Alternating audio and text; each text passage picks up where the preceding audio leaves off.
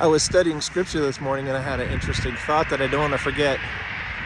People act as if scripture, the contradictions and the difficult parts, prove that it's not true, as if the people that put scripture together were a bunch of idiots and didn't catch things that maybe a 7th or 6th grader or less would catch, and they just kind of slopped it together. And I thought, what if the contradictions and difficulties are really riddles that are there for us to solve? And the reason that I thought of this was because I was looking at Psalm 111 and 112, and I was going through it, and I didn't read this in a commentary, but I just started scrutinizing it in the Hebrew, and I'm like, wait a minute, there are lines that are exactly the same in these two Psalms. And then I counted and I said 23 lines. I said, is this an acrostic? And then I realized that even in the composition, these people were using an intelligence that most people are never going to catch.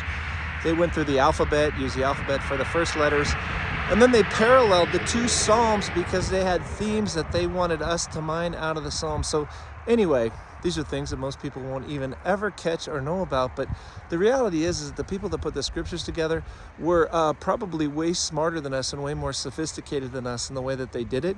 And we're being ridiculously simple to act as if they were a bunch of buffoons that didn't realize that Genesis 1 and Genesis 2 weren't exactly sequential. And there's themes and lessons, even in the structures, that we're supposed to mine out of scripture.